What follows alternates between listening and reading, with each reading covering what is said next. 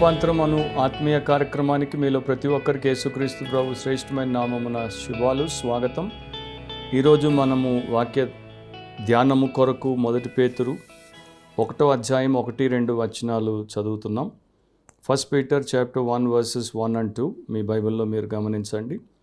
యేసుక్రీస్తు అపోస్తలులైన పేతురు తండ్రి అయిన దేవుని భవిష్యత్ జ్ఞానమును బట్టి ఆత్మ వలని పరిశుద్ధత పొందిన వారై విధేయులగుటకును యేసుక్రీస్తు రక్తం వలన ప్రోక్షింపబట్టకును ఏర్పరచబడిన వారికి, అనగా పొంతు, గలతియా, కప్పదోకియా, ఆసియా, బితూనియా అను దేశముల యందు చెదిరిన వారిలో చేరిన యాత్రికులకు శుభమని చెప్పి రాయున్నది. మీకు కృపయు సమాధానమును విస్తరిల్లునుగాక. ప్రార్థనలో ఏకీభవించండి. ప్రేమ స్వరూపుడవు పరిశుద్ధుడు అయిన మా దేవా, మీ వాక్యమును బట్టి మీ కృతజ్ఞతలు. మీ వాక్యములో రాయబడిన ప్రతి సత్యాన్ని బట్టి, ఆ సత్యము ద్వారా మీరు మాకు చేసే నిత్య మేలును బట్టి మీ కృతజ్ఞతాస్తుతులు చెల్లిస్తున్నాం. ఈ దినపు వాక్య పరిచర్య వినుచున్న, వీక్షిస్తున్న ప్రతి ఒక్కరికి క్షేమకరంగా చేయండి, మీరు మహిమకరంగా చేసుకోమని యేసు పరిశుద్ధ నామమును అడిగి ప్రార్థిస్తున్నాం తండ్రి, ఆమెన్. సో అపోస్తలులైన పేతురు రాసినటువంటి ఆ మొదటి పత్రికలో మొదటి 2 వచనాల్లో ఒక పదం ఉంది. ఆ పదమును మనం ఈ సమయంలో క్లుప్తంగా వింటాము. ఆ పదం ఏంటంటే యాత్రికులకు అనేటువంటి పదము. ఇంగ్లీష్ బైబిల్స్ వేరియస్ ట్రాన్స్లేషన్స్, వివిధ రకాలైనటువంటి అనువాదాలు దాన్ని వేరువేరుగా అనువదించాయి. తెలుగులో అయితే యాత్రికులకు అని ఉంది, కానీ కేజేవీలో మీరు చూస్తే స్ట్రేంజర్స్ అని ఉంటుంది. NIV, ESVలో ఎగ్జైల్స్ అని ఉంటుంది.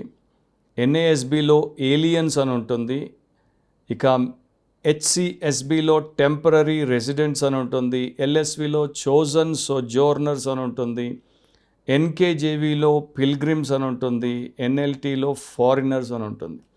సో ఇన్ని రకములుగా అది ఏమిటి, వారు ఏమిటి అనేది తెలియజేయడానికి ఆంగ్లంలో మనకున్నటువంటి వివిధ వర్షన్స్ బైబిల్స్లో ఒక స్పష్టమైనటువంటి చిత్రాన్ని మనం చూడొచ్చు. సింపుల్గా చెప్పాలంటే ట్రావెలర్స్, ప్రయాణికులు, లేకపోతే యాత్రికులు, లేకపోతే పరదేశంలో ఉండేటువంటి పరవాసులు. ఈ పదము గ్రీక్ భాషలో వాడబడినప్పుడు దాని యొక్క అర్థం ఏంటంటే దేవుని ప్రజలు, ప్రజల మధ్యలో ఉండేటువంటి పరవాసులు లేక పరదేశులు. వారున్నటువంటి ప్రాంతం, పట్టణం, దేశం వారి స్వంతం కాదు. వారు ప్రయాణికులు, వారు యాత్ర చేసేటువంటి వారు. వారి యొక్క స్వంత గృహం పరలోకమందున్నది, దేవుడి సన్నిధానంలో ఉంది. అక్కడికి వారు చేరేంత వరకు ఈ భూలోకం గుండా వారు యాత్ర చేస్తారు. అది అక్కడ ఉన్నటువంటి బేసిక్ మీనింగ్ అన్నమాట. ఇంకో రకంగా చెప్పాలంటే మనము వింటూ ఉంటాము సెటిలర్స్ అని.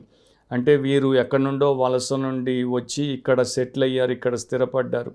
సో భూమి మీద ఒక పరిశుద్ధుడు, భూమి మీద ఒక విశ్వాసి సెటిలర్ కాడు, సోజోర్నర్ అంటే అక్కడ స్థిరపడేటువంటి వ్యక్తి కాడు. భూ సంబంధమైనటువంటి వ్యవస్థలో, భూ సంబంధమైనటువంటి విషయాల్లో, భూ సంబంధమైనటువంటి వ్యాపకాల్లో, భూ సంబంధమైనటువంటి వ్యవహారాల్లో, భూ సంబంధమైనటువంటి వ్యసనాల్లో స్థిరపడేటువంటి వ్యక్తి కాకూడదు. కాకపోతే పర సంబంధమైనటువంటి ప్రయాణికుడు, భూమి గుండా దేవుడి యొక్క కార్యమును లేకపోతే దేవుడిచ్చినటువంటి పనిని జరిగించుకుంటూ పోతున్నటువంటి ఒక యాత్రికుడు, యాత్ర చేసేటువంటి వ్యక్తి. యాత్రలో ఉన్నటువంటి వాడు ఎవడు కూడా నేను సెటిలర్ని అనుకోడు, ఉన్న చోటనే ఉండిపోదాం అనుకోడు. ముందుకు మన గమ్యాన్ని చేరదామని వెళ్తూ పోతాడు. అది క్రైస్తవ విశ్వాసి యొక్క లక్షణం, లేకపోతే అది వారి యొక్క అసలైనటువంటి స్వభావం అని పేతురు ద్వారా దేవుడు మనకు చెప్తున్నాడు. ఇదే పదం మనకి 1 పేతురు 2వ అధ్యాయం 11వ వచనంలో కనబడుతుంది. ప్రియులారా, మీరు పరదేశులను యాత్రికులనై ఉన్నారు కనుక ఆత్మకు విరోధముగా పోరాడు శరీరాశలను విసర్జించి. సో మీ ఆత్మ దేవుడికి సంబంధించింది, మీ ఆత్మ పర సంబంధమైన ఆలోచనలతో ఉంది, మీ శరీరము భూ సంబంధమైనదిగా మీ ఆత్మకు వ్యతిరేకంగా శరీరాశలను తెచ్చిపెట్టి పోరాడుతోంది కనుక మీరు వాటిని విసర్జిస్తేనే మీ యొక్క ప్రయాణంలో పరదేశులుగా, యాత్రికులుగా ముందుకు సాగుతారు. హెబ్రీ పత్రిక 11వ అధ్యాయం 13వ వచనంలో కూడా వీరందరూ అంటే అప్పటిదాకా రాయబడినటువంటి విశ్వాస వీరులు, క్రీస్తునందున్న భయభక్తులు గల వ్యక్తులు, వీరందరూ కూడా ఆ వాగ్దానముల ఫలము అనుభవింపకపోయినను దూరము నుండి చూచి వందనము చేసి తాము భూమి మీద పరదేశులమును యాత్రికులమునై ఉన్నామని ఒప్పుకొని విశ్వాసము గలవారై మృతి నొందిరి. సో వీరందరూ విశ్వాసమును బట్టి గొప్ప కార్యాలు దేవుడి పేరట ఎందుకు చేశారు అంటే, వీరు వారిని ఎప్పుడు కూడా సెటిలర్స్గా చూసుకోలేదు, అంటే స్థిరపడినటువంటి భూవాసులుగా చూసుకోలేదు. వారు పరవాసులుగానే చూసుకున్నారు, పరదేశులుగానే చూసుకున్నారు, యాత్రికులుగానే చూసుకున్నారు. మామూలుగా మనము మరి ఎవరైనా క్రైస్తవులు మరణించినప్పుడు, ప్రభువునందు నిద్రించినప్పుడు అప్పుడు పాడుతుంటారు, పరవాసులము మేము జగమున ప్రభు అని. అది కేవలం ఆ టైంలో అండ్ ఆ యొక్క పరిస్థితికే పరిమితి కాకూడదు. ప్రతిరోజు ప్రతినిత్యం పరవాసులం మేము జగమున ప్రభువా అని నడుచుచున్నాం, మా దారిని మేము మా గమ్యానికి అన్నట్టుగా మనం ముందుకు సాగాలి. అబ్రహాం అట్లా ఉండేవాడు. ఒక వచనం సేమ్ ఇదే గ్రీక్ పదాన్ని, ఓల్డ్ టెస్టమెంట్ని గ్రీక్ భాషలోనికి వారు అనువదించినప్పుడు వారారు. అది సెప్టువజింట్ అంటారు, old testament in Greek. So దాంట్లో వాడినటువంటి ఆ పదము ఎక్కడుందంటే ఆదికాండం 23వ అధ్యాయం 4వ వచనంలో అబ్రాహాము హిత్తీలతో చెప్తున్నాడు, మీ మధ్య నేను పరదేశిగాను పరవాసినిగాను ఉన్నాను. సో అబ్రహాము తను తాను భూమి మీద ప్రయాణం చేస్తున్నప్పుడు, దేవుడు పిలిచినటువంటి దేశానికి అది ఎక్కడుందో, తాను ఎక్కడికి పోతున్నాడో తెలియకుండా ప్రయాణం అయిపోతున్నప్పుడు ప్రయాణికుడిగానే చూసుకున్నాడు, పరదేశిగానే చూసుకున్నాడు, పరవాసిగానే చూసుకున్నాడు, యాత్రికునిగానే చూసుకున్నాడు. హృదయం దేని చేత నిండి ఉండునో నోరు దాన్నే పలుకునని ప్రభు చెప్పినట్టు ఇక్కడ ఆ హిత్తీయులకి అదే సాక్ష్యము ఆయన ఇవ్వడాన్ని కూడా మనం చూస్తున్నాం. సో పరదేశులు అంటే మన దేశం నుండి వదిలి బయట దేశానికి వెళ్తేనే పరదేశులము అని కూడా మనం అనుకోకూడదు. ఎందుకంటే క్రైస్తవ విశ్వాసులు పేతురు కాలంలో కొంతమంది బయటికి వెళ్ళారు, కొంతమంది వారి సొంత పట్టణాల్లో, సొంత ప్రాంతాల్లో, సొంత పల్లెల్లోనే ఉన్నారు. కానీ అప్పటిదాకా అందరితో ఒకరిగా ఉన్నవారు క్రైస్తవులు అవ్వగానే, వేరే ప్రభువుకి దాసులు అవ్వగానే, వేరే విశ్వాసపు విధానంలోనికి రాగానే, జీవన శైలి లైఫ్ స్టైల్ మారగానే, అలవాట్లు మారగానే వారి సొంత వారి మధ్యలో వీరు పరదేశులైపోయారు. సొంత వారి మధ్యలో వీరు స్ట్రేంజర్స్ అయిపోయారు, అంటే వీరు వారికి తెలియనటువంటి అపరిచితులు అయిపోయారు. అట్లాంటి స్థితిలో వారు అంతకు మునుపు ఉన్నట్టు కాకుండా దేవుడి వాక్యంలో నిర్దేశించినట్టు ఇప్పుడు బ్రతకడం మొదలుపెట్టారు. సో అన్నీ వారిలో మారిపోయాయి. అట్లా వారు చేయడానికి గల కారణం ఏంటంటే, వీరు ఏర్పరచబడిన వారు, వీరు చోజన్ పీపుల్, అంటే దేవుడి చేత ఎన్నుకోబడినటువంటి వారు, ఎలెక్ట్ పీపుల్. సో దాని ప్రకారం వారు ఆ సమాజంలో దాని సాంప్రదాయం ప్రకారం కాకుండా, దాని అలవాటు ప్రకారం కాకుండా, ఆచారం ప్రకారం కాకుండా, దేవుడి ఆజ్ఞ ప్రకారం వారు బ్రతకగలిగారు.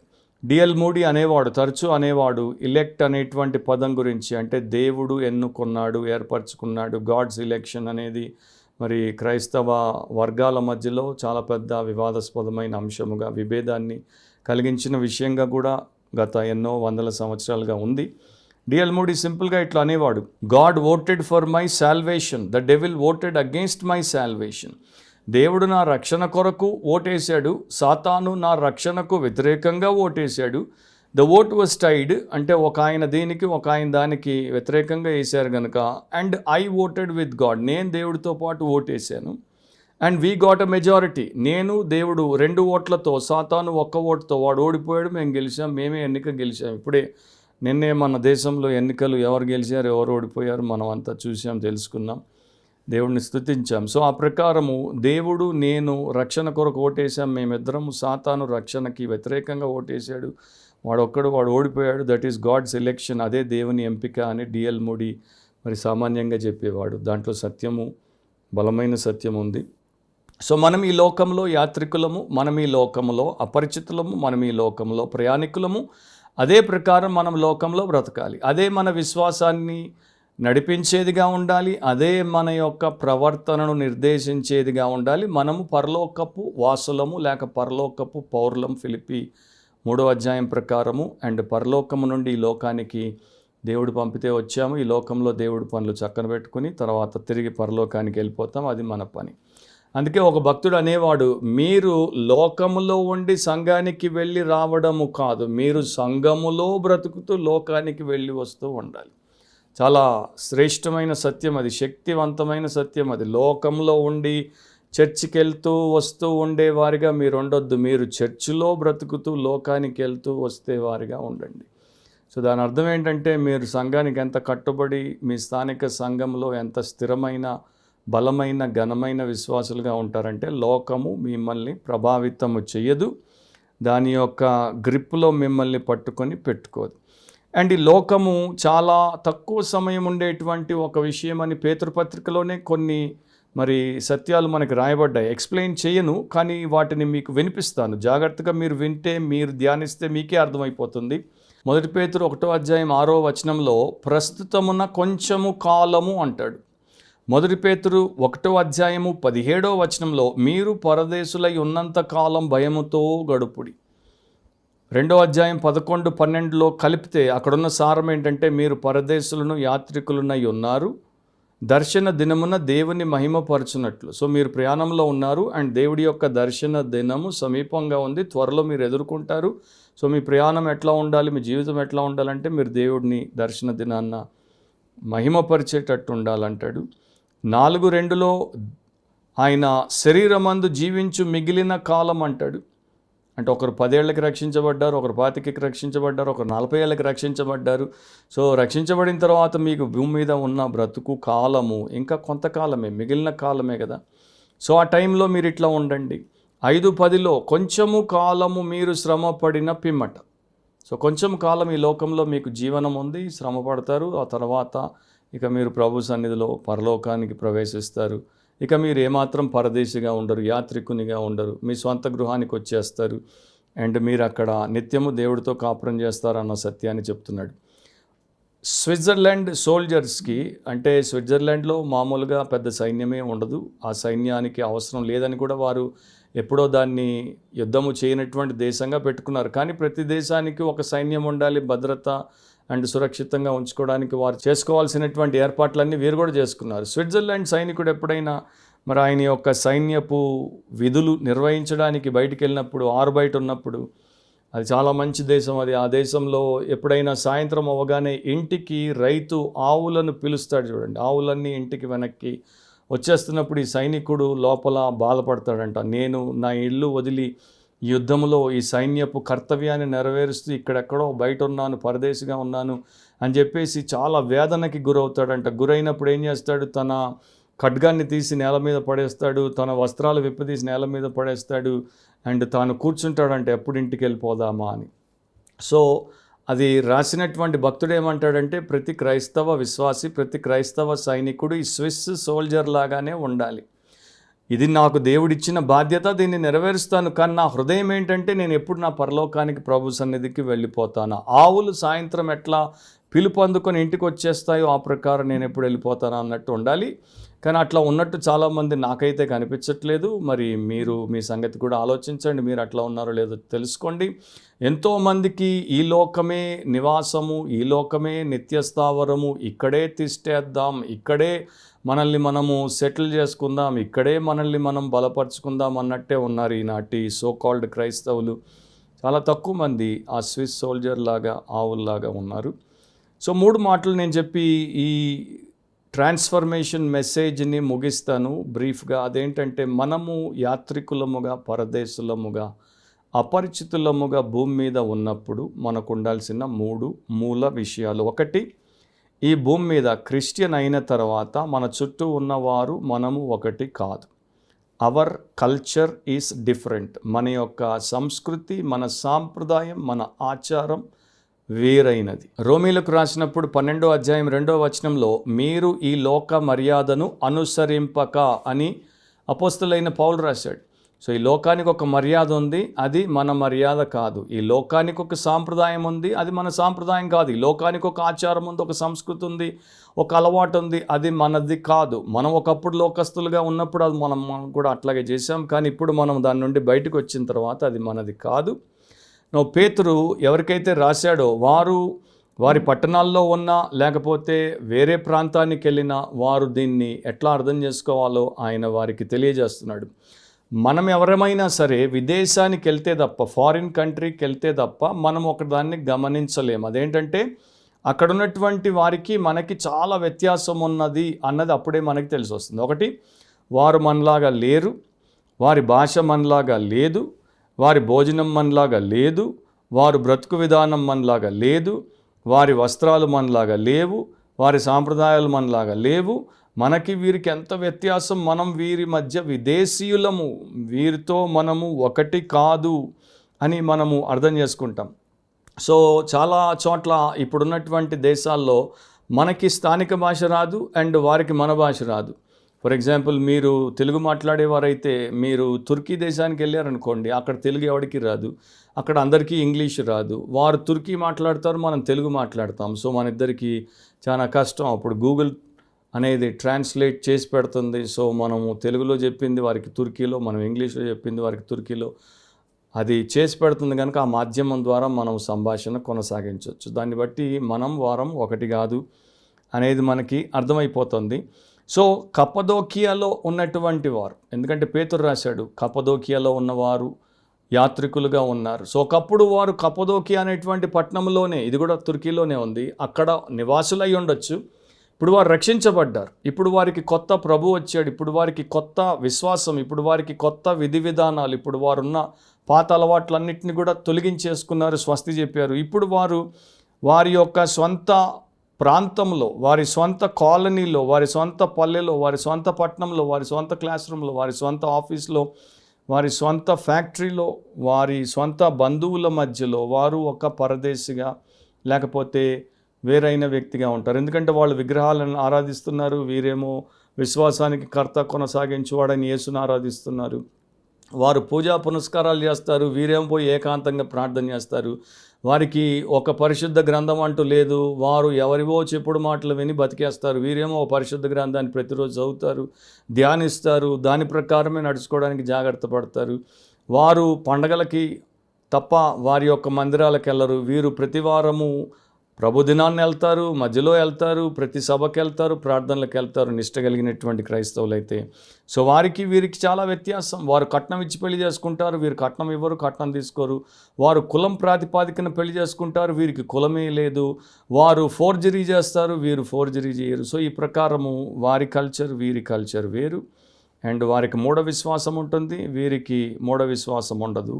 బైబిల్ బిలీవింగ్ క్రిస్టియన్స్కి ఈ రోజున బైబిల్ బిలీవింగ్ క్రిస్టియన్స్ 3-5% ఉన్నారు, 95% ఆఫ్ క్రిస్టియన్స్ అట్లా ఉన్నారు. అందుకనే వారిని క్రిస్టియన్స్ అనొచ్చా అన్నది ఒక క్వశ్చన్.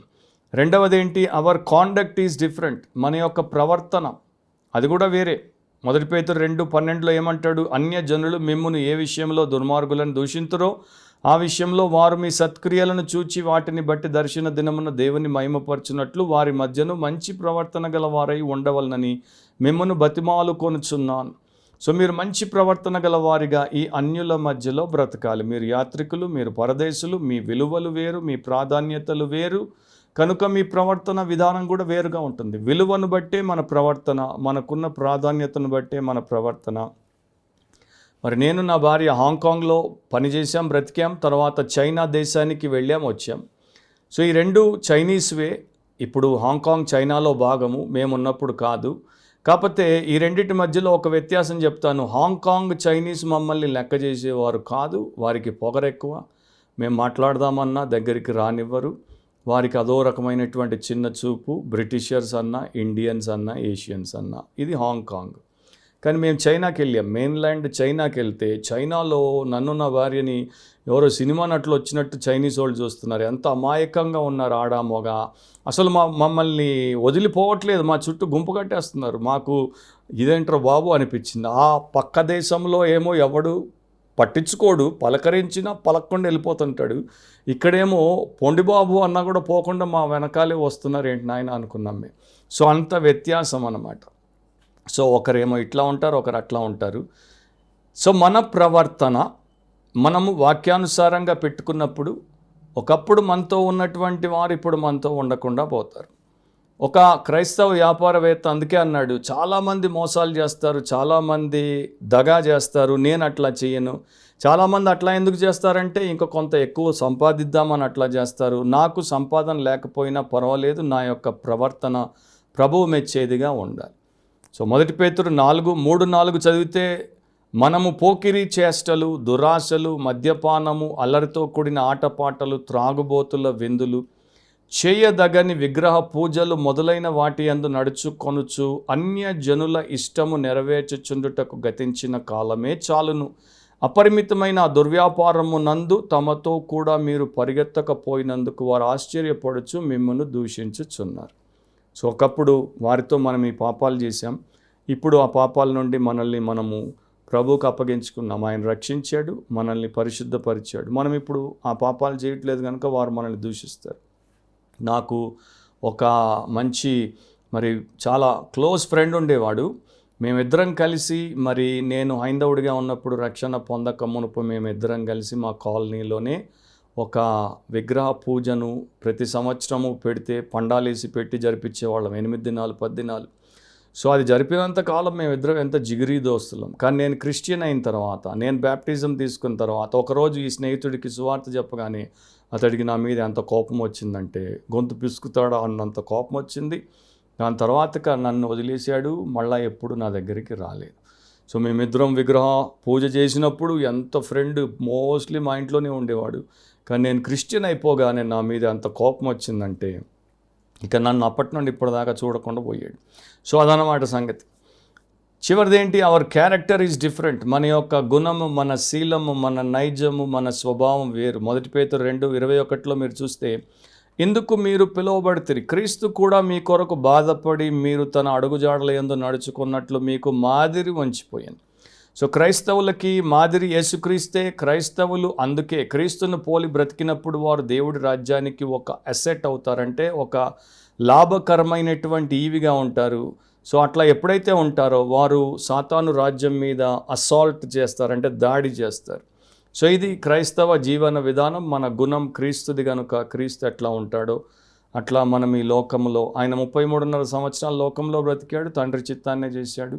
సొంత చిత్తానికి తావే లేదు, సొంత చిత్తం గురించి ఆలోచన లేదు, సొంత చిత్తం కల్లో కూడా ఆయనకి తోచలేదు. అట్లా మనం ఈ లోకంలో ఉన్నప్పుడు మన శీలము దేవుడిని ఎంత గొప్పగా మహిమపరుస్తుందో ఇక నేను మీకు చెప్పలేను. ఆ ప్రకారం మీరుండుట దేవుడి చిత్తం. ఆ ప్రకారమే మనల్ని దేవుడు ఉంచుటకు మనకు పరిశుద్ధ సంఘాన్ని ఇచ్చాడు, పరిశుద్ధ వాక్యాన్ని ఇచ్చాడు, పరిశుద్ధాత్మనిచ్చాడు, అండ్ ప్రతి విధమైన ఏర్పాటు చేశాడు. ఎన్నుకోబడినటువంటి వారు ఈ ప్రకారం ఉండుటకు, యాత్రికులుగా, పరదేశులుగా, అపరిచితులుగా భూమి మీద వారి జీవితాన్ని జీవించటకు. మీరు మీ కుటుంబం ఆ ప్రకారం జీవిస్తారని ఆశిస్తున్నాను, ప్రార్థిస్తున్నాను. ఒకవేళ మీరు ఇంకా యేసుక్రీస్తునందు విశ్వాసం ఉంచి ఉండకపోతే మీరు ఇంకా సెటిలరే, అంటే లోక సంబంధమైనటువంటి స్థిరపడిన వ్యక్తే. భూమితో పాటు మీరు కూడా గతించిపోతారు. ఎవరు గతించిపోవుట నశించుట దేవుడి చిత్తం కాదు. కనుక యేసు మీ కొరకు మీ పాపాన్ని భరించి సిలువలో ఆయన దేహమును ఆయన గాయాలకు అప్పగించి ఆయన రక్తమును చిందించి ప్రాణమర్పించి చనిపోయాడు, సమాధి చేయబడ్డాడు, 3వ దినమున తిరిగి లేచాడు. సో ఆయన మిమ్మల్ని పిలుస్తున్నాడు. మీ పాపములు, మీ ప్రయాసములతో ఆయన దగ్గరికి రండి, మీ ప్రయత్నాలతో ఆయన దగ్గరికి రండి. ఇవేవి కూడా మీరు తొలగించుకోలేరు. ఆయన వాటిని క్షమిస్తాడు, ఆయన మిమ్మల్ని విమోచిస్తాడు, ఆయన మిమ్మల్ని పవిత్రపరిచి మీకు స్థిరత్వాన్ని ఇస్తాడు. ఈ లోకంలో మీరు యాత్రికులుగా పరలోకానికి ప్రయాణం చేసేవారిగా ఆయన చేస్తాడు. సో ప్రార్థనలో ఏకీభవించండి. ప్రేమస్వరూపుడు అయిన మా తండ్రి, మీ వాక్యమును బట్టి మీకు స్తోత్రం. మమ్మల్ని మా నాశనానికి విడిచిపెట్టకుండా, మమ్మల్ని మా నీచ జీవితానికి విడిచిపెట్టకుండా, మమ్మల్ని మీరు వెతికి రక్షించి మీ యొక్క కుమారుడైన యేసుక్రీస్తునందు మాకు గొప్ప ఏర్పాటు చేసి మాకు పరిశుద్ధమైన జీవితాన్ని, పరిశుద్ధమైన భవిష్యత్తునిచ్చినందుకు, పరలోకాన్ని ఇచ్చినందుకు మీకు కోట్ల స్తోత్రాలు. వాక్యం వింటున్న ప్రియులందరూ, వారి కుటుంబాలు, వారి సంఘంలో ఉన్న ప్రతి ఒక్కరు ఆ ప్రకారం రక్షించబడి రూపాంతరపరచబట్టకు వారందరూ కూడా ఈ లోకంలో మిగిలిన కాలము, ఆ కొంచెము కాలము యాత్రికులని, పరదేశులని అండ్ పరవాసులని గుర్తించి పరలోకానికి మీ పని ముగించి చేరుటకు సహాయం చేయమని యేసు పవిత్ర నామమును అడిగి ప్రార్థిస్తున్నాం తండ్రి. ఆమేన్. ప్రభు అయిన యేసుక్రీస్తు యొక్క కృప, తండ్రి అయిన దేవుని ప్రేమ, పరిశుద్ధాత్మ అన్యోన్య నిత్య సహవాసం సంఘానికి, ఆయన కొరకు జీవించి ప్రతి ఒక్కరికి ఇప్పుడు ఎల్లప్పుడు సదాకాలం తోడైండును గాక. ఆమేన్.